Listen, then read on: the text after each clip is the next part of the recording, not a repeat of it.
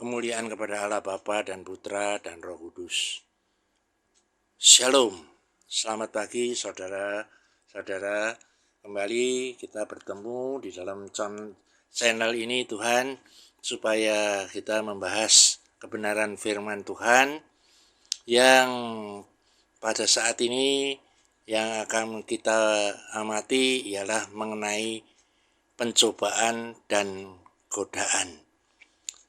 Mari terlebih dulu kita akan melihat firman Tuhan yang ditulis dalam kitab Wahyu pasal 3 ayat yang ke-10.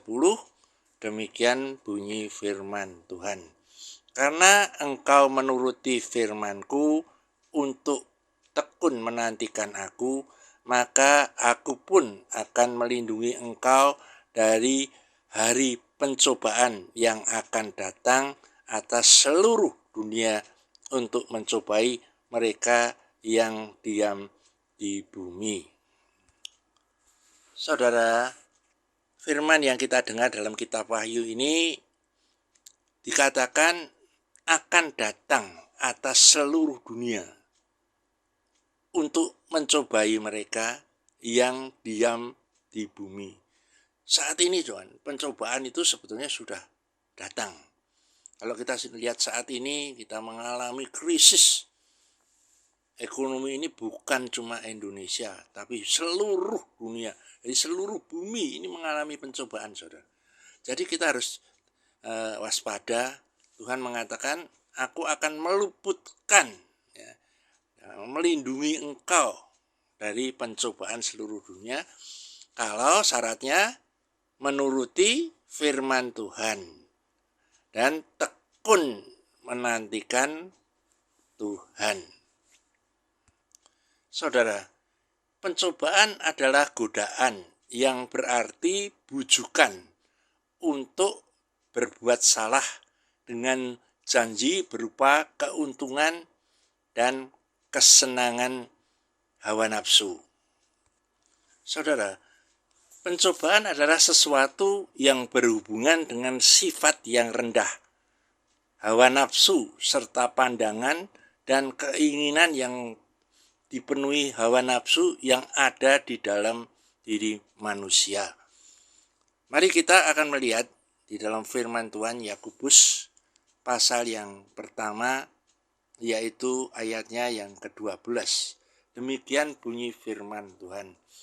Berbahagialah orang yang bertahan dalam pencobaan, sebab apabila ia sudah tahan uji, ia akan menerima mahkota kehidupan yang dijanjikan Allah kepada barang siapa yang mengasihi Dia. Apabila seorang dicobai, janganlah ia berkata, pencobaan ini datang dari Allah, sebab Allah tidak dapat dicobai dan oleh yang jahat, dan ia sendiri tidak mencobai siapapun. Tetapi tiap-tiap orang dicobai oleh keinginannya sendiri, karena ia diseret dan dipikat olehnya. Dan apabila keinginan itu telah dibuai, ia melahirkan dosa. Dan apabila dosa itu sudah matang, ia melahirkan maut. Jadi saudara, pencobaan ini bukan dari Tuhan. Tuhan hanya mengizinkan untuk setan itu mencobai. Jadi pencobaan itu datangnya dari setan yang mempengaruhi manusia. Oleh karena manusia itu sendiri bisa dipengaruhi, maka dia akan berbuat dosa. Jadi pencobaan itu bukan dari Tuhan, melainkan peran daripada setan dan juga pribadi manusia itu sendiri, oleh karena kelemahan daging atau hawa nafsunya. Saudara, pencobaan dapat dikalahkan dengan suatu perbuatan tertentu yang dikenal sebagai buah-buah roh. Saudara, dan yang ditekankan adalah penguasaan diri. Buah roh adalah kekuatan dari dalam dan salah satu hal yang dijanjikan Roh Allah ialah kemampuan untuk menguasai diri dari kelemahan dan pencobaan. Apakah buah roh itu? Kita akan melihat di dalam Galatia pasal 5 ayat yang ke-22 sampai 23. Tetapi buah roh ialah kasih, sukacita, damai sejahtera, kesabaran, kemurahan, kebaikan, kesetiaan, kelemah lembutan, penguasaan diri. Tidak ada hukum yang menentang hal-hal itu. Jadi saudara, buah roh ini hasil daripada iman kita, menghasilkan sifat-sifat yang disebut buah roh. Antara lain adalah kasih. Kalau orang itu ada kasih, saudara, itu kekuatan juga dari Tuhan. Damai sejahtera, ini yang akan mengalahkan intimidasi setan. Dan setan, godaan manapun juga, kalau kita itu punya kasih, punya damai sejahtera, punya kesabaran, punya kemurahan, kebaikan, dan kesetiaan, juga kita itu bisa mengampuni orang, kelemah lembutan, dan penguasaan diri. Dikatakan tidak ada hukum yang menentang hal-hal yang seperti itu. Jadi kalau kita punya buah-buah roh, itu adalah senjata yang paling ampuh untuk mengalahkan pencobaan dan godaan. Saudara, mungkin kita berpikir ini bukan sesuatu yang bisa saya lakukan. Tuhanlah yang akan mengerjakannya. Saya tidak mampu melakukan apa-apa dan hanya terlibat secara pasif. Mungkin kita berpendapat begitu. Tapi saudara, di sini Allah itu memang memegang peran yang aktif. Sebab bukanlah penguasaan diri itu adalah buah roh. Kedengarannya hal itu betul dan rohani, tapi sebenarnya keliru. Meskipun penguasaan diri itu berasal dari Roh Allah, kita juga harus melakukan secara aktif, proaktif. Roh Kudus dan kita harus bekerja sama secara aktif. Bila kita tidak ikut terlibat secara aktif, kita telah bertindak secara kedagingan. Allah adalah sumber kuasa dan kita meratakan jalan demi terjadinya hal tersebut. Jadi kuasa ini diberikan kepada setiap anak Tuhan, tapi menjadi tanggung jawab kita untuk taat dan melaksanakannya sehingga penguasaan diri ini terjadi di dalam kehidupan kita. Saudara, ada 4 prinsip dasar tentang pencobaan. Yang pertama, pencobaan tidak dapat dihindarkan. Kita tidak bisa menghindari pencobaan. Pencobaan ini pasti. Karena apa? Setan ini tidak akan membiarkan orang-orang percaya itu bisa dengan mudah untuk dia ini mendengarkan firman-Nya Tuhan. Dia selalu ingin mencobai, ingin menggoda supaya manusia tidak bisa taat akan perintah-perintah Tuhan. Nah, itu yang pertama. Yang kedua, pencobaan tidak pernah diatur oleh Allah. Ia memang mengizinkan, namun ia tidak pernah mengatur supaya manusia itu jatuh dalam dosa. Dia tidak pernah mengatur. Dia hanya mengizinkan. Ya, seperti contohnya Ayub. Ayub itu bukan Tuhan, tapi setanlah yang bekerja menghancurkan, tapi seizin oleh Tuhan. Nah, jadi Allah itu mengizinkan Ayub itu dicobai demikian rupa, ya. Cuma ada batasan-batasannya, ya. Setan tidak boleh mengambil jiwanya Ayub, hanya boleh mencobai dia.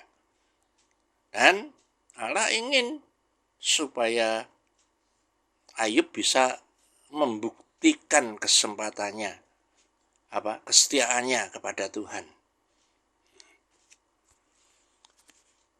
Allah tidak memimpin kita untuk berbuat dosa. Allah bahkan tidak pernah terlibat secara tak langsung sekalipun di dalam kejatuhan kita. Kita itu mutlak kalau jatuh dalam dosa itu adalah karena kita sendiri yang lemah, bukan karena Allah. Allah memang mengizinkan semua peristiwa yang terjadi di dalam hidup kita. Tetapi bila kita menyerah kepada pencobaan yang muncul di depan kita, Allah mutlak tidak turut mengambil bagian di dalamnya. Di dalam hal ini kita sendirilah yang tidak taat dan menyerah pada pencobaan. Jadi menghadapi pencobaan tidaklah salah.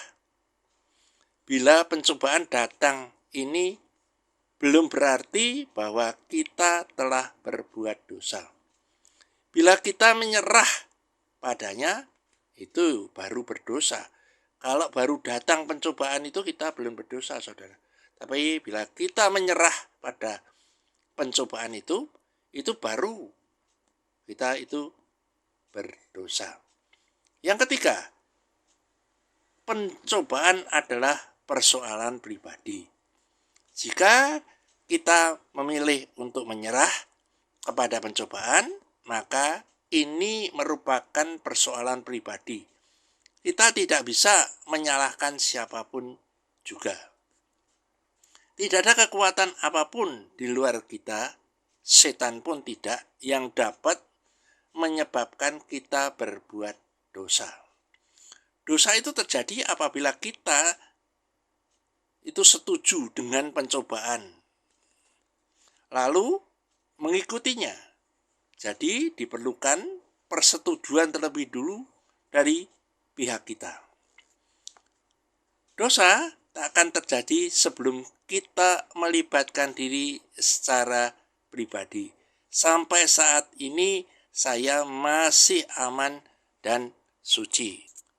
Saudara, ada ilustrasi, yaitu petugas yang kerjanya menghitung uang, segalanya akan berjalan dengan baik selama petugas itu ingat bahwa tugas mereka hanya untuk menghitung lembaran-lembaran kertas saja.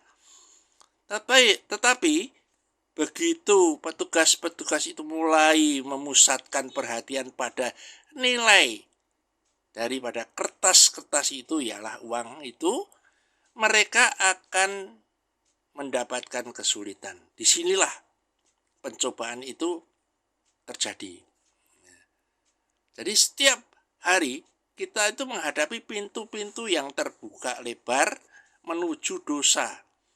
Tapi orang yang hidupnya berpusatkan kepada Kristus akan menolak pencobaan. Sebaliknya orang yang senang memuaskan hawa nafsu, baik dia seorang Kristen atau bukan, akan berkata, apa boleh buat, saya tidak dapat menghindarinya karena tubuh ini lemah. Hati mau nurut, tapi tubuhnya lemah. Itu alasannya begitu, saudara. Saudara, yang keempat, pencobaan yang membawa kepada dosa selalu mengikuti pola yang sama. Pertama, umpan dipasang. Kemudian keinginan hati tertarik pada umpan. Dosa terjadi pada saat kita menyerah dan menggigit umpan itu. Dosa membawa akibat yang menyedihkan. Dan kita bagaikan ikan yang tergantung pada mata kail, siap untuk digoreng. Selama kita taat kepada Tuhan dan menerima kekuatan dan kesukaan di dalamnya, segala bentuk kejahatan di sekitar kita boleh saja memasang berbagai macam umpan. Namun kita tidak akan tertarik. Umpan yang memikat akan selalu ada. Tapi firman Tuhan dan kuasanya jauh lebih kuat dan lebih penting bagi kita dibandingkan dengan segala apa saja yang ada di dalam dunia ini. Tetapi awas, pada saat kita memilih untuk tidak mentaati firman Allah, maka dosa itu menyelinap untuk mengejar kita. Dan kita akan selalu mengujar umpan yang diberikan oleh setan itu. Berarti kita sudah kalah.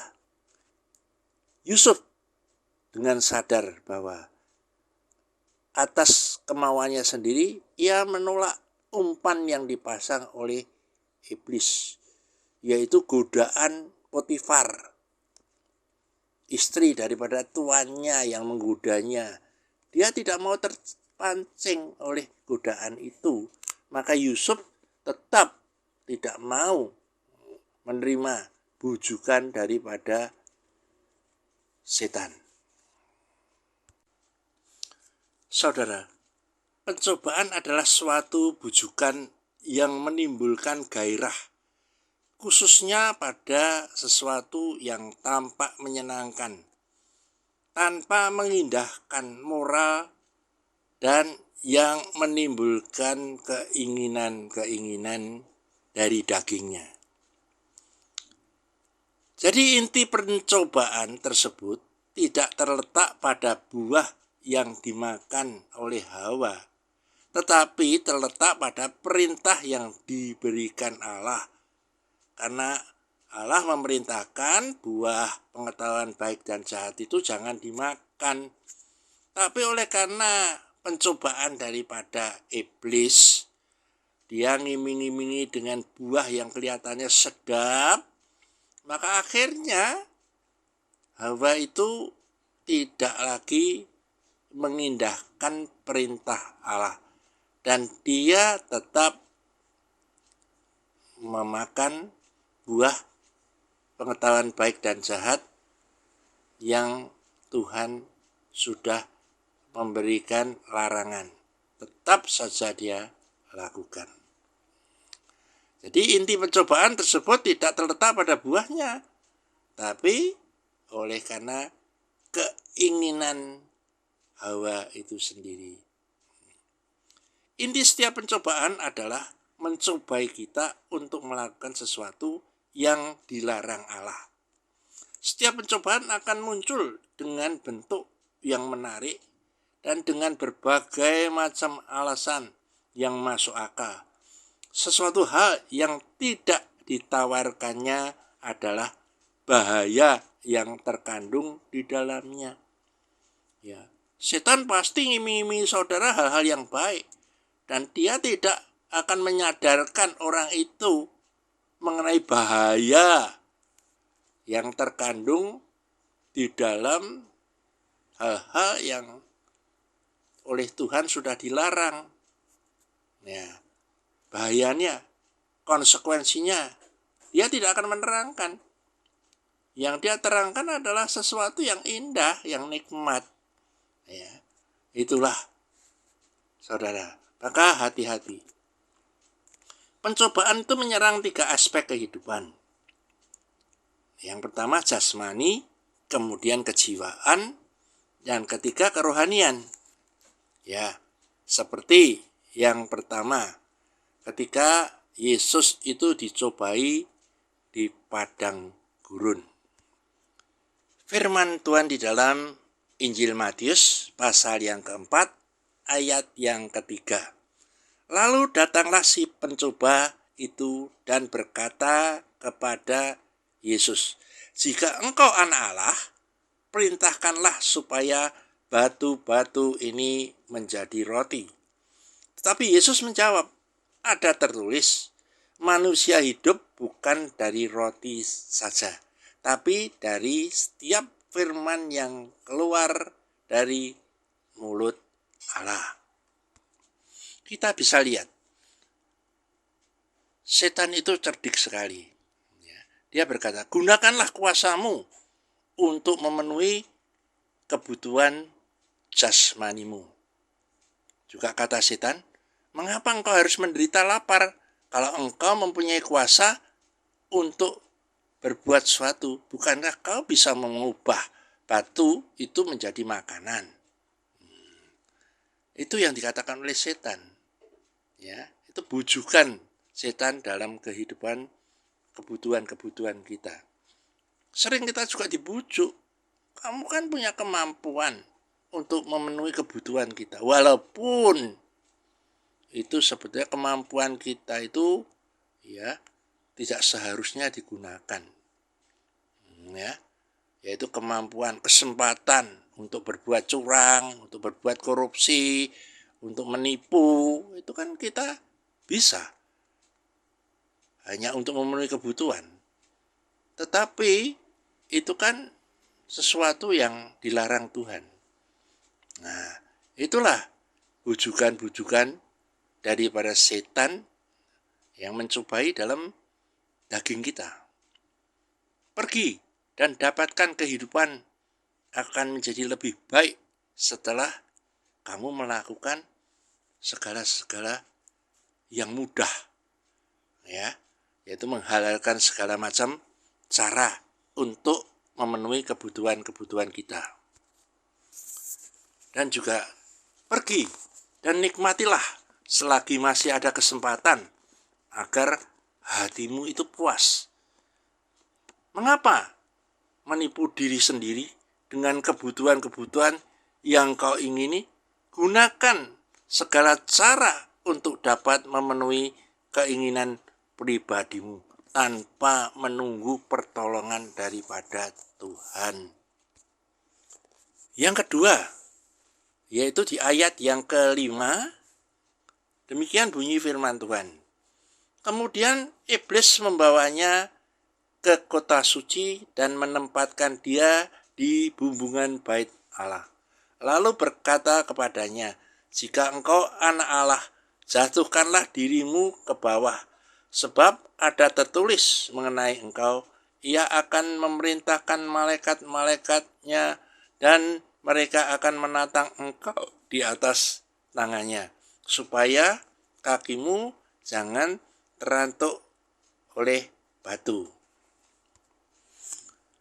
Dan apa yang dikatakan Tuhan Yesus? Yesus berkata kepadanya, ada pula tertulis, janganlah engkau mencobai Tuhan Allahmu.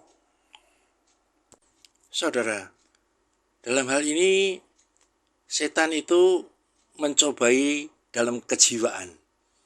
Setan mencobai kita agar mengambil jalan pintas untuk menunjukkan kehebatan kita.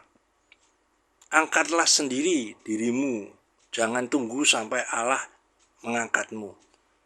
Jika kita pernah merasa terdorong untuk mencari penghargaan dan pujian dengan melakukan sesuatu yang hebat, kita sedang mengalami pencobaan secara kejiwaan.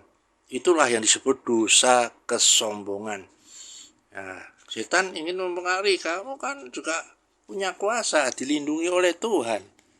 Kenapa kamu tidak melakukan? Sebelum Tuhan turun tangan, kamu sendiri kan punya kuasa. Itulah namanya dosa kejiwaan itu. Kemudian yang ketiga, kita bisa lihat di dalam Matius pasal yang keempat juga, ayat 8 sampai 10. Demikian bunyi firman Tuhan. Dan iblis membawanya pula ke atas gunung yang sangat tinggi dan memperlihatkan kepadanya semua kerajaan dunia dengan kemegahannya. Dan ia berkata kepadanya, semua ini akan kuberikan kepadamu jika engkau sujud menyembah aku. Maka berkatalah Yesus kepadanya, enyahlah iblis, sebab ada tertulis engkau harus menyembah Tuhan Allahmu dan hanya kepada Dia sajalah engkau berbakti. Setan juga mencobai kehidupan kerohanian kita. Setan berkata, bukan harga yang mahal yang harus kau bayar untuk hadiah yang kutawarkan ini. Jadi kita itu ditawari oleh setan itu, kita tidak usah bayar apa-apa, hanya menyembah dia saja, maksudnya kan gitu. Yang ini yang ia inginkan dari kita, membiarkan berperan dalam kehidupan kita. Ia akan memberikan kita segenggam keuntungan. Ia juga berkata tidak ada salahnya jika kita melanggar beberapa peraturan yang ditetapkan Allah, agar mendapat keuntungan lebih banyak bagi diri kita sendiri. Kompromi terhadap standar hidup. Siapakah yang akan menjadi tuan di dalam hidup kita? Iblis atau Allah? Pencobaan kerohanian ialah saat kita menyembunyikan standar moral kita demi mendapatkan banyak keuntungan. Semuanya dapat dikompromikan. Kalau kita benar-benar di hadapan Allah, tidak ada kompromi dengan kejahatan manapun juga. Setan akan membawa kita pada hal-hal kecil dalam kehidupan dan mencari peluang untuk menghancurkan dasar kehidupan kita. Juga merangsang kita untuk melakukan hal-hal yang seolah-olah tak berarti dalam kehidupan kita untuk menjatuhkan kita di dalam dosa. Saudara, bagaimana kita untuk mengatasi pencobaan? Yang pertama, kenalilah tujuan pencobaan itu. Karena pencobaan berasal dari iblis, maka tidak benar jika kita berkata bahwa pencobaan datang untuk memperbaiki karakter kita. Meskipun setelah kita berhasil mengatasi pencobaan tersebut, karakter kita dapat menjadi kuat, namun pencobaan tidak bertujuan untuk memperkuat karakter kita, karena itu datangnya dari setan. Setan itu berusaha untuk menghancurkan karakter kita, karena iblis tidak tertarik untuk memperkuat karakter kita. Bahkan sebaliknya, tujuannya untuk menjatuhkan dan merusak karakter kita. Dalam bahasa Ibrani itu disebut peiraso, yang berarti mengenali baik atau yang buruk. Tujuan utamanya adalah mengenali kelemahan-kelemahan dan kekalahan kita. Setan ingin melihat kegagalan kita, karenanya ia menyerang titik kelemahan kita dan sengaja mengulang dan mengkonsentrasikan usahanya untuk menghadapi kelemahan-kelemahan kita, sehingga persekutuan kita dengan Tuhan serta keharmonisannya pribadi kita itu diruntuhkan. Yang kedua, sadarilah bahwa Allah telah memberikan kita itu suatu kekuatan untuk menolak pencobaan. 1 Korintus 10 ayat 13, pencobaan-pencobaan yang kamu alami ialah pencobaan-pencobaan biasa yang tidak melebihi kekuatan manusia. Sebab Allah setia, dan karena itu ia tidak akan membiarkan kamu dicobai melampaui kekuatanmu. Pada waktu kamu dicobai, ia akan memberikan kepadamu jalan keluar, sehingga kamu dapat menanggungnya. Saudara, dalam setiap pencobaan, Tuhan menyediakan jalan keluarnya. Kalimat tersebut tidak berarti Tuhan mencegah atau menyingkirkan kita dari pencobaan itu. Sebab Tuhan Yesus pun mengalami yang semacam itu. Tanpa pernah mengalami pencobaan dan mengalahkannya, kita itu tidak akan memiliki adanya kesadaran akan keberhasilan dan keyakinan. Pencobaan menyatakan keadaan seorang yang sesungguhnya. Di saat dia mengalami pencobaan, bagaimana reaksi daripada orang tersebut itu akan muncul. Dia itu motivasi di dalam dirinya itu akan kelihatan. Tuhan memampukan kita untuk mematahkan kuasa pencobaan. Pada saat pencobaan datang menindih, sadarilah bahwa Tuhan secara aktif memperhatikan kita dan menyediakan sebuah kekuatan untuk mengalahkan pencobaan tersebut. Kekuatan telah tersedia, yang kita butuhkan adalah kemauan untuk menolak pencobaan tersebut, agar kita dapat menggunakan kekuatan untuk mengalahkan pencobaan-pencobaan itu. Kemenangan membuat kita menjadi lebih kuat dan menyebabkan menemukan sumber kuasa, sebab pada saat-saat pencobaan Kristus akan menjadi lebih nyata dan lebih dari biasanya bagi kita.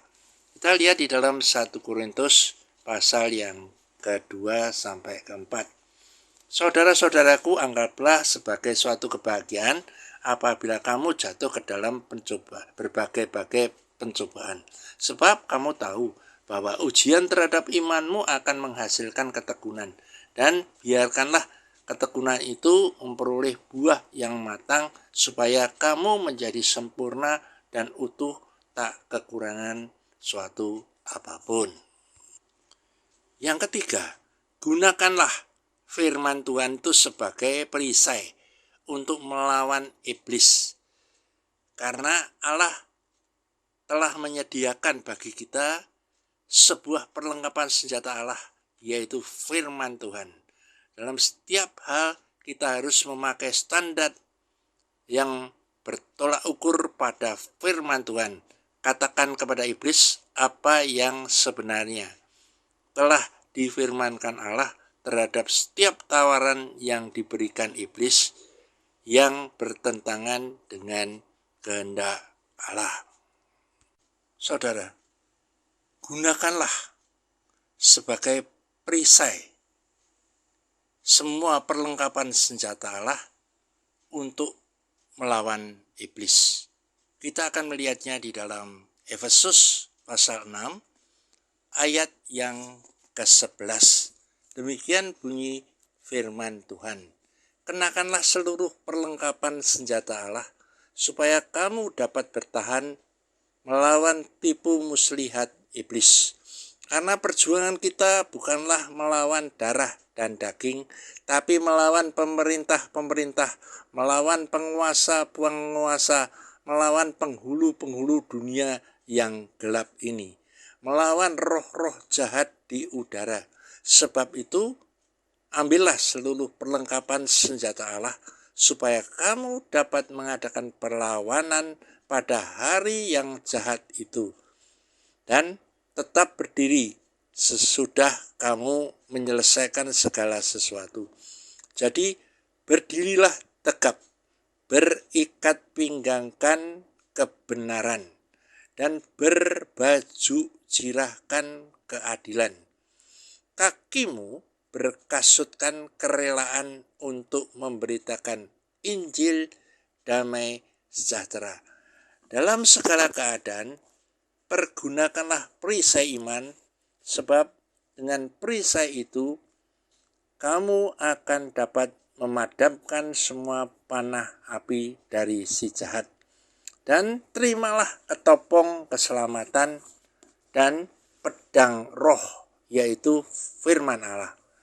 Dalam segala doa dan permohonan, berdoalah setiap waktu di dalam roh, dan berjaga-jagalah di dalam doamu itu dengan permohonan yang tak putus-putusnya untuk segala orang-orang kudus.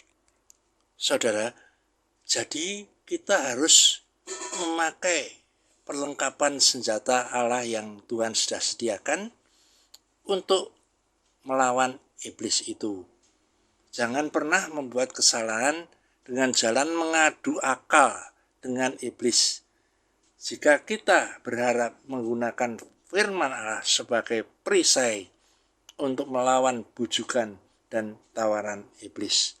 Kita harus menyediakan waktu untuk mempelajari firman Tuhan. Setelah memiliki waktu untuk mempelajari pikiran Allah, kita harus bersedia patuh dan memiliki kesediaan dan kemauan untuk melakukannya. Yang keempat, lawanlah pencobaan dan jangan mentolerirnya. Roma 8 ayat yang ke-11 sampai 13. Demikianlah kehidupan bagi Allah. Demikianlah hendaknya kamu memandangnya, bahwa kamu telah mati bagi dosa, tapi kamu hidup bagi Allah dalam Kristus Yesus. Sebab itu hendaklah dosa jangan berkuasa lagi di dalam tubuhmu yang fana, supaya kamu jangan lagi menuruti keinginannya. Dan janganlah kamu menyerahkan anggota tubuhmu kepada dosa untuk dipakai sebagai senjata kelaliman. Tapi serahkanlah dirimu kepada Allah sebagai orang-orang yang dahulu mati, tapi yang sekarang hidup, dan serahkanlah anggota tubuhmu kepada Allah untuk menjadi senjata kebenaran. Saudara, firman Tuhan dalam 1 Korintus pasal 3 ayat 16, demikian bunyi firman Tuhan. Tidak tahukah kamu bahwa kamu adalah bait Allah, dan bahwa roh Allah diam di dalam kamu? Jika ada orang yang membinasakan bait Allah, maka Allah akan membinasakan dia, sebab bait Allah adalah kudus, dan bait Allah itu ialah kamu. Jadi saudara, kita ini adalah bait Allah, yang dimana roh Allah itu diam. Jadi bait Allah itu harus kudus, saudara, dijaga kekudusannya. Jangan kita kotori dengan segala macam pencemaran daripada dosa. Saudara, kita tidak dapat bermain-main dengan sifat kebinatangan di dalam diri kita tanpa menjadi binatang sepenuhnya, atau dengan kepalsuan tanpa mengorbankan hak atas kebenaran. Dan juga mereka yang ingin tetap memelihara kebersihan kebunnya tidak akan membiarkan atau menyediakan sepetak untuk ditanami rumput liar. 5. Gunakanlah perlawanan yang tepat. Ketika perjanjian baru menyebut dosa-dosa hawa nafsu, kita diperintahkan untuk lari dan mengambil langkah 1000 untuk meninggalkan dosa itu. Bila kita coba-coba untuk melawan dan mempertahankan atau mentolerirnya, kita akan jatuh menjadi korban. Jadi lebih baik kita melarikan diri kita, mengambil langkah meninggalkan dosa itu, lari, jangan dilawan, saudara. Kalau dilawan nanti dengan bujukan-bujukan iblis ini, kita bertahan dan mentolerirnya, kita akan jatuh menjadi korban dosa. Yang keenam, ingatlah bahwa kenikmatan yang hanya sekejap akan segera terhapus oleh akhir yang pahit. Di dalam anggota tubuh kita ada kecenderungan untuk keinginan hawa nafsu yang mendesak dengan tiba-tiba. Dengan kekuatan yang tak terbendung, hawa nafsu mencengkeram dan menguasai keinginan daging. Dengan tiba-tiba saja sudah menjadi nyala api yang pada mulanya tidak ketara, untuk kemudian menjadi berkobar-kobar tidak terkendali. Tidak ada bedanya apakah itu keinginan seksual, ambisi, kesombongan, atau nafsu balas dendam, popularitas, kekuasaan, ataupun keserakahan. Kesukaan di dalam Allah padam, dan kita mulai mencari kesenangan di dalam barang-barang yang fana. Pada saat-saat demikian, Allah menjadi tidak nyata lagi bagi kita. Dan satu-satunya keinginan kita yang nyata adalah barang fana dan iblis yang menguasai kehidupan kita. Saudara, disinilah setan tidak mengisi hati kita dengan kebencian terhadap Allah, melainkan dengan licik ia membuat kita itu melupakan Tuhan dan menjauh daripada Tuhan. Jadi di samping bukti akan kekuatan yang dimilikinya, itu dapat ditambahkan pula kelicikannya. Dengan demikian hawa nafsu yang timbul akan menyelubungi pikiran dan kehendak manusia dengan kegelapan. Kemampuan untuk berpikir dengan jernih serta membuat keputusan yang sehat telah diambil dari dia. Yang ketujuh, kuasailah pikiran kita dengan ayat-ayat firman Tuhan. Tidak ada senjata apapun yang dapat melawan firman Tuhan. Mazmur 119, demikian bunyi firman Tuhan. Yang juga tidak melakukan kejahatan, tapi yang hidup menurut jalan-jalan yang ditunjukkannya. Engkau sendiri telah menyampaikan titah-titahmu supaya dipegang dengan sungguh-sungguh. Sekiranya hidupku tentu untuk berpegang pada ketetapanmu, maka aku tidak akan mendapat malu apabila aku mengamat-amati segala perintahmu. Aku akan bersyukur kepadamu dengan hati jujur apabila aku belajar hukum-hukummu yang adil. Aku akan berpegang pada ketetapan-ketetapanmu. Janganlah tinggalkan aku nama sama sekali.